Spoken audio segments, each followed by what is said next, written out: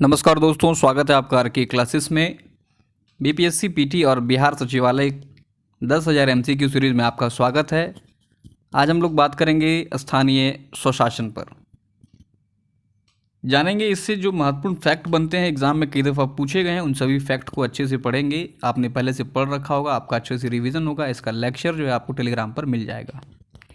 लेकिन देखिए, अब समय ऐसा आ गया है कि कुछ भी पढ़ने से पहले आपको अपने आप को प्रिपेयर करना होगा।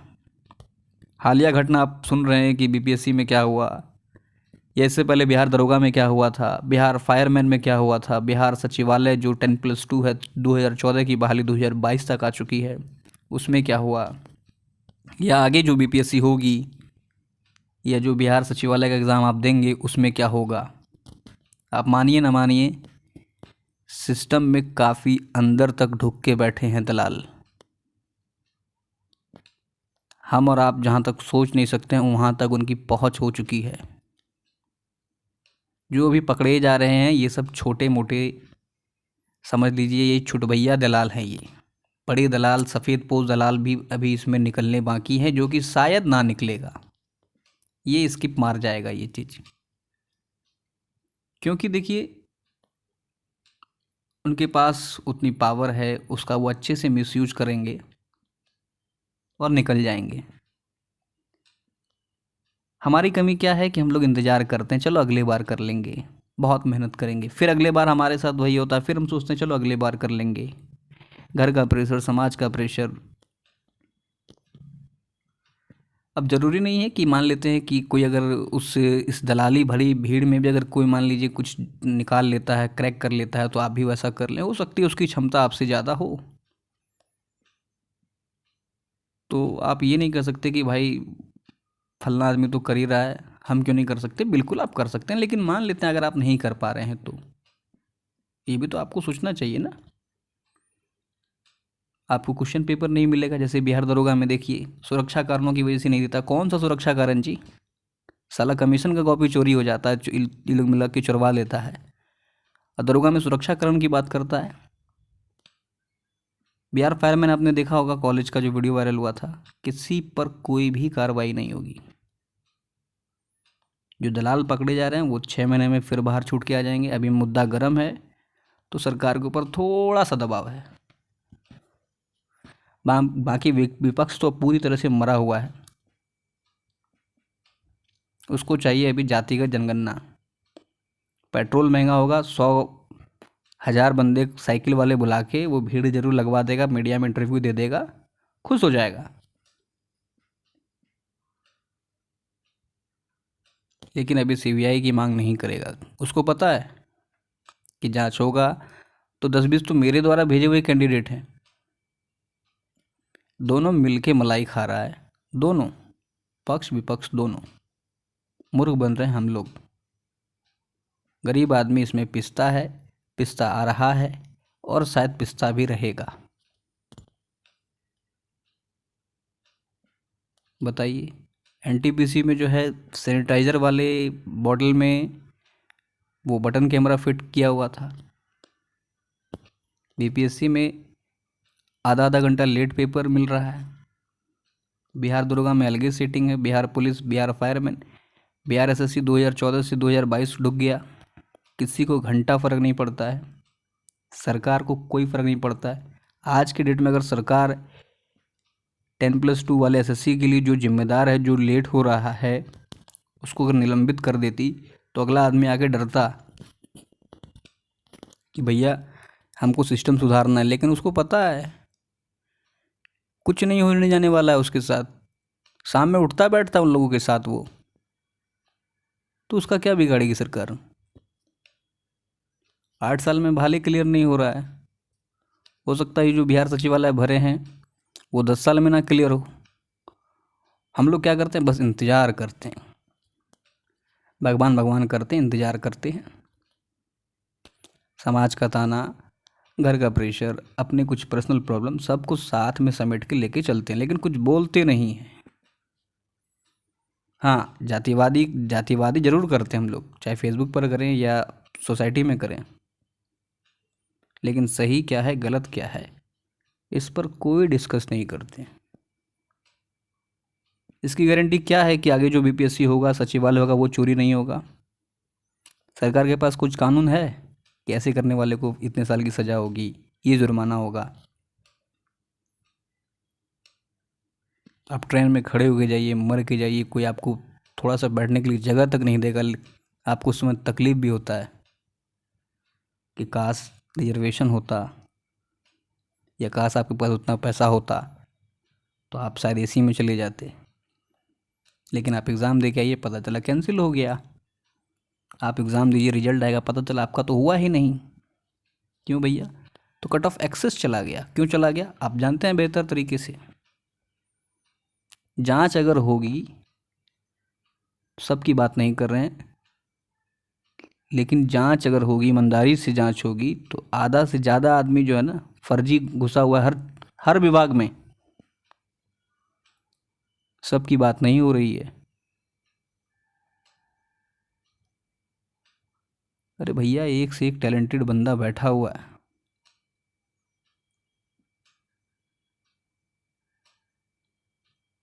हम लोग सिर्फ वेट करते जा रहे हैं, वेट करते जा रहे हैं, और कुछ नहीं कर रहे हैं।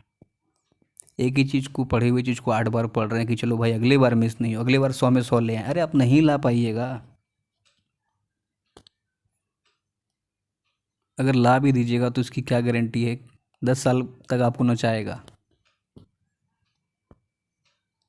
तो आप उम्मीद किसी से मत रखिए कि भाई विपक्ष कुछ बोलेगा, वो दबाव बनाए। वो कुछ नहीं बनाएगा, उसके अपने अलग मुद्दे हैं।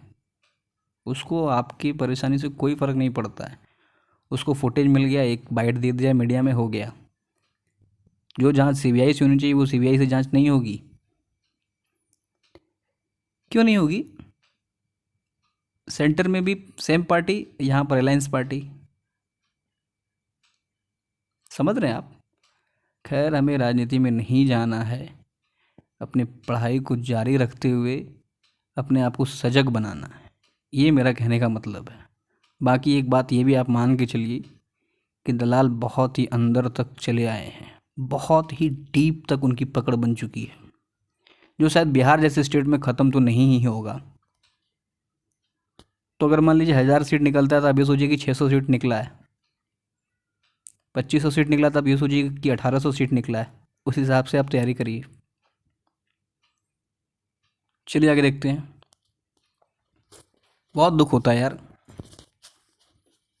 भगवान भी लगता है कि कभी कभी है या नहीं है। ऐसे लोगों को सज़ा दे ना, कुछ प्राकृतिक सज़ा दे ऐसे लोगों को, जिसके लिए वो लोग लूट लूट के गरीब आदमी को लूट रहा है। भगवान उसको और 4 चांद लगाते। सज़ा दें भगवान उन लोगों को, कुछ ऐसा सज़ा दें कि फिर वो तरसे कि अरे यार सिट ये क्या हो गया। लेकिन गरीब आदमी ही पिसता है। शायद भगवान को भी अमीर लोग से डर लगता होगा। कहता है कि पंचायती राज के कामकाज की समीक्षा करने के लिए 1977 में नियुक्त समिति की अध्यक्षता किसने की थी? तो ध्यान रखना है कि पंचायती राज की जो कामकाज, जो कार्यशैली चल रही थी, इसकी जांच के 1977 में अशोक मेहता समिति का गठन किया गया था। ध्यान रखिए, सवाल अगर आपसे डायरेक्ट पूछ ले कि अशोक मेहता समिति का गठन कब हुआ था, तो 1977 में। बात करें बलवंत राय मेहता कमेटी की, तो देखिए इसकी स्थापना 1957 में हुई थी। 1957 में बलवंत राय मेहता कमेटी की स्थापना हुई थी। और बलवंत राय मेहता कमेटी ने त्रिस्तरीय पंचायती राज की सिफारिश की थी। ध्यान रखिएगा, बहुत बार पूछता है। देखिए याद कैसे रखिएगा, बलवंत राय मेहता, 3 नाम है, त्रिस्तरीय। क्लियर है? और ये 3 स्तर क्या क्या है? तो देखिए विलेज है, ब्लॉक है, जिला परिषद। विलेज, ब्लॉक, जिला परिषद। बलवंत राय मेहता 1957, अशोक मेहता 1977, और अशोक मेहता ने द्विस्तरीय, अशोक मेहता 2 नाम, 2 स्तरीय पंचायती राज की जो है सिफारिश की थी। ध्यान रखिए,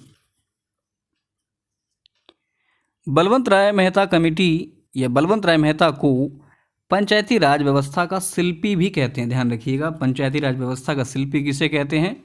बलवंत राय मेहता को। आगे कहता है कि 3 स्तरीय पंचायती राज प्रणाली में शामिल है क्या क्या? तो सबसे पहले ध्यान रखिए, 3 स्तरीय पंचायती राज व्यवस्था बलवंत राय मेहता ने दिया।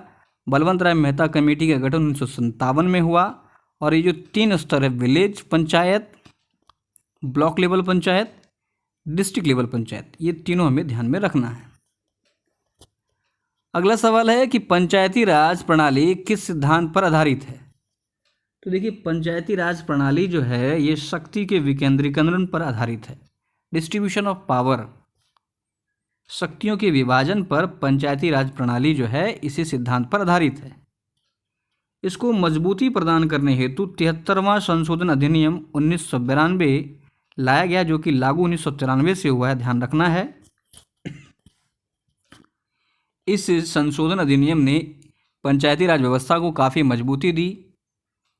बात करें कि जब यह संशोधन लाया गया था तो इस संशोधन के तहत या इस संशोधन का अभिपालन करने वाला पहला राज्य जो था ये मध्य प्रदेश था। ध्यान रखिए, सवाल पूछा हुआ है कि 73वां संशोधन अधिनियम का अभिपालन करने वाला पहला राज्य कौन सा था, तो ध्यान रखिए मध्य प्रदेश था। और 73वां संवैधानिक संशोधन जो हुआ था ये पीवी नरसिम्हा राव के शासनकाल में हुआ है। ध्यान रखिए, यह सवाल भी पूछा गया है। इसके तहत जो है महिलाओं को 30% स्थान जो है इसका आरक्षित कर दिया गया था। इतनी बातें हमें ध्यान में रखनी है। पंचायती राज में कुल 29 विषय हैं, ध्यान रखिए।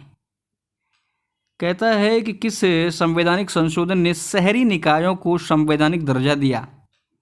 तो देखिए, हम लोगों ने क्या पढ़ा है, 73वां ने पंचायती राज को संवैधानिक दर्जा दिया था। वहीं अगर शहरी निकाय की बात कर ले तो वो है 74वां संविधान संशोधन। क्लियर है। शहरी निकाय नगर पालिका में बात करें तो कुल 18 विषय हैं और अनुसूची 12 में है, ध्यान रखिएगा। शहरी निकाय किस में है, अनुसूची 12 में 18 विषय हैं। 74वां संविधान संशोधन के तहत संवैधानिक दर्जा इसको मिला। पंचायती राज की बात करें तो देखिए 29 विषय है, अनुसूची 11 में है, 73वां के तहत संवैधानिक दर्जा मिला।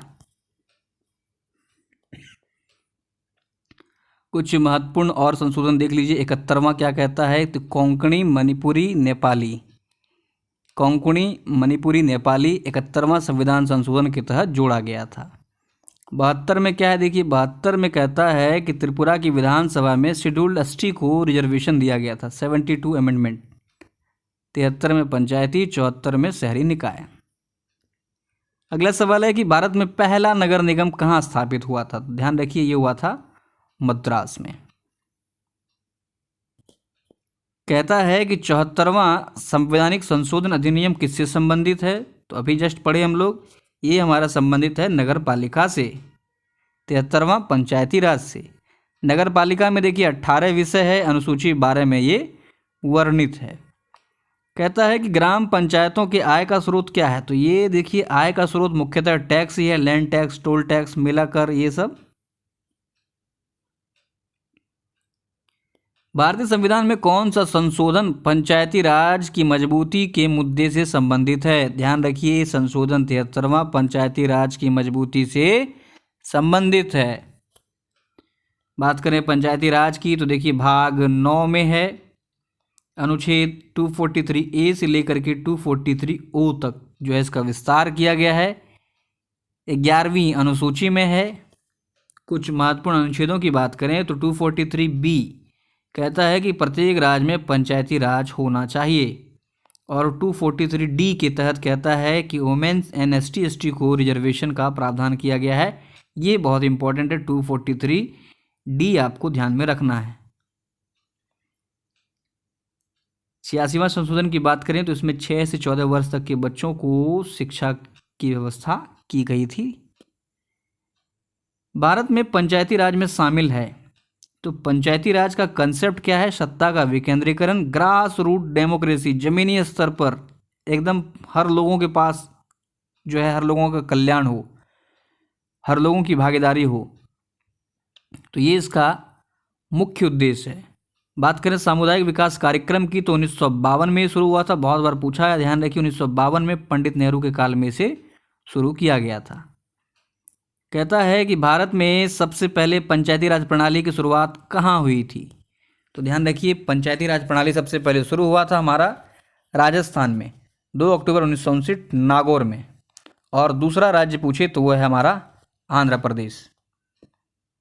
नेक्स्ट क्वेश्चन है कि किस भारतीय राज्य में पंचायती राज संस्था नहीं है? तो ध्यान रखिए, नागालैंड, मेघालय, मिजोरम, दिल्ली, जम्मू कश्मीर, इन सब में जो है पंचायती राज व्यवस्था या पंचायती राज संस्थान नहीं है। नागालैंड, मिजोरम, मेघालय, दिल्ली, जम्मू कश्मीर। अगला सवाल देखिए क्या कहता है कि संविधान में 73वें संशोधन द्वारा पंचायतों को सौंपे जाने वाले कार्यों का उल्लेख किस अनुसूची में है? तो ध्यान रखिए, ये हमारा है 11वीं अनुसूची में। 10वीं अनुसूची की बात करें तो दल बदल से ये संबंधित है, और 12वीं अनुसूची की बात करें तो नगर पालिका से संबंधित है। ध्यान रखिए, 9वीं अनुसूची में भूमि सुधार है। इस तरह से आपको सभी अनुसूची याद होनी चाहिए। तो 73वें संशोधन द्वारा पंचायत को जो कार्य सौंपे गए उसका उल्लेख जो है 11वीं अनुसूची में। कुल 29 विषय पंचायत के पास हैं। बात कर लें बिहार पंचायत की, तो देखिए इसके पास 3 माह कारावास और 1000 रुपये तक जुर्माना लगाने का भी अधिकार है। कहता है कि किस अनुच्छेद के तहत पंचायतों को संवैधानिक दर्जा दिया गया? ध्यान रखिए, आर्टिकल 243। बात कर लें अनुच्छेद 243 की, तो कहता है कि जिला योजना समिति का गठन। जिला योजना समिति के गठन के बारे में प्रावधान किस अनुच्छेद में है? 243 239 की बात करें तो कहता है कि केंद्र शासित प्रदेश का कार्यभार जो है ये राष्ट्रपति के द्वारा संचालित किया जाएगा। और 226 की बात करें तो 226 के तहत हाई कोर्ट रिट जारी करती है, और 32 के तहत सुप्रीम कोर्ट रिट जारी करता है, जो कि हम लोग फंडामेंटल राइट्स में पढ़ चुके हैं। कहता है कि किस राज्य ने स्थानीय स्वशासन संस्थाओं के निर्वाचित सदस्य को हटाने का प्रावधान लागू किया था? तो ये राज्य है मध्य प्रदेश। ध्यान रखिएगा, मध्य प्रदेश। और 73 अमेंडमेंट एक्ट जो था इसका अभी पालन करने वाला भी पहला स्टेट जो है मध्य प्रदेश था। दूसरा राज्य है छत्तीसगढ़।